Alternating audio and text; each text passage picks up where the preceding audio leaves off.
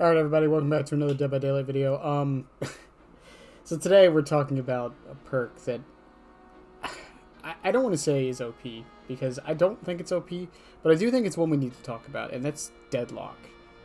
Now, Deadlock, for those who don't know, basically when a gen is completed, the next gen with the farthest amount of progress is closed by the entity and can't be interacted with for 30 seconds. This has no limit and it can keep going. It can even hit the same gen twice if the circumstances apply to it. So I think the bigger question with this perk that I often ask isn't, is it too good? Because I actually don't think it's super oppressive or super strong. I think there's a lot more stronger perks in the game. It's not slow down, it's more stopping the game than actually slowing it down. The bigger question comes down to its consistency. And that's probably why you see it as often as you do. There is no situation in this game unless the survivors 100% 99 like 2 gens at the same time and pop them, which requires so much coordination and communication. Not a lot, but enough to where it's not a common occurrence. The only counterplay for this perk is there isn't any. It just works. So I think the question becomes, is that a good thing or a bad thing? Personally, I don't think Deadlock is super oppressive. I think it's actually in a good spot.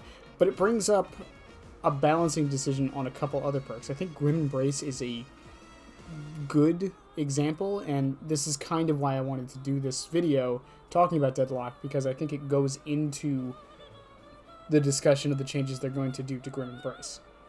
Grim Embrace, for those who don't know, when you hook all 4 survivors at least one time, you see the aura of the obsession for 6 seconds, and all the generators on the map are blocked for 40 seconds.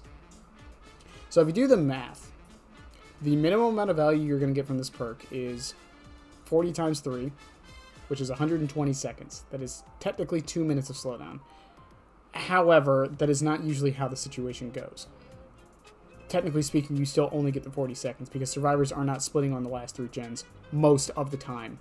There's usually one gen that's being worked on and constantly worked on and gone back to from both sides. So, in the Obsession Aura reading, I've said this so many times, the problem with the Obsession Aura reading is that what if you hook the Obsession last?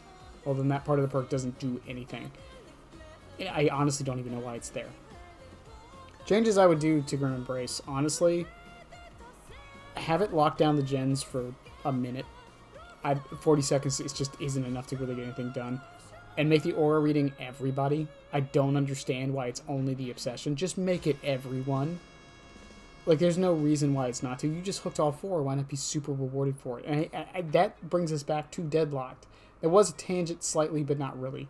That brings us back to Deadlocked in the sense that Deadlocked is a passive perk that always gets use, and there isn't a build in the world I can think of where it would be a bad idea to bring. And I have always advocated for perks should not be like that. Perks should not always be useful, with exceptions. What do I mean by exceptions? Well, I mean, technically speaking, Deerstalker is always useful, but it's not that good. And I think that's where the line gets drawn. If it's an effect as good as Deadlocked, should it be as consistent as it is? Should it always get use no matter what? That was the problem with things like Old Dead Hard, to a degree. And a lot of what makes something meta in this game is, does this get use every match, no matter the situation? That is what most people are bringing. Things that will always get use. Always have a purpose and always have value. And my balancing philosophy for this game and most other games has always been, don't nerf or buff into obscurity or dominance, but nerf and buff into conversation. It shouldn't be, oh, just bring Deadlocked, it always does this, it always works. It should be, should I bring Deadlocked or should I bring this? And I feel like we don't have enough of those conversations with a lot of perks in this game. Some perks are just so bad, like Grim Embrace, that no one wants to bring them. Why would you bring Grim Embrace? What if you don't hook all 4 survivors? What if the gens pop before you do? What, like there's so many things that can go wrong to make it so the perk gets absolutely no use. And that's part of the reason why it's not run, along with a lot of other perks. We're going to talk about it in a later video, but I mean, it's the same reason why a lot of perk or status effects don't really get used or seen the value of. Blindness, in my opinion, is one of the most underrated status effects in this game. And I know someone's probably going to argue that, but It's one of the best status effects in this game. It does so much, especially against windows of opportunity, the thing everyone complains about. But even for like hooks and generators, or if the survivors have an aura reading build, but you don't see that value. The thing with Deadlocked is you always see the value for the most part. Not only does it help you know which gen is the most progressed, which gives you information on where to go, it also stops the game for 30 seconds. Multiply that by 4, that's 120 seconds. Which is kind of insane when you really think about it. It's the same as Grim Embrace on the last 3 gens. The difference is, this is guaranteed to get value on the gen you need it to. Grim Embrace isn't.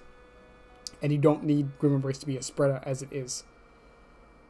Like I said, my suggestion for Grim Embrace is just up the time and maybe make the aura reading everybody for 6 seconds. Something like that. That could be useful.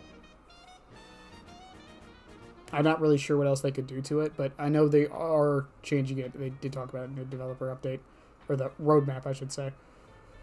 But yeah, anyways, that's just my rantiness on Deadlocked and Grim Embrace. 2 perks that I feel are very similar and could easily be turned against each other, in the sense of one is clearly superior to the other, and I don't think perks should be that way.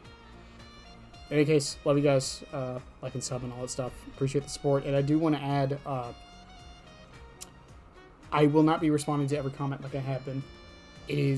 I know I don't get that many as a small channel like I am, but it is something that is very mentally draining. Not all of them, some of the comments are good, but some of the ones that argue, which I'm fine with arguments, but a lot of them are bad faith arguments, I can't do.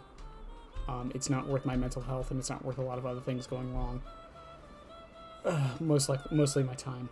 But I'll stop rambling about that. Check out the Twitch below. And we are still working on the Chucky guide. It's probably going to be a while before it comes out, at least until the end of January. I want to see what they do with Mangled before I make the guide, because I feel like it's going to affect some of the builds, and it's going to affect one of its add-ons directly. So we'll see what happens with that. Hey guys, love you guys, and bye.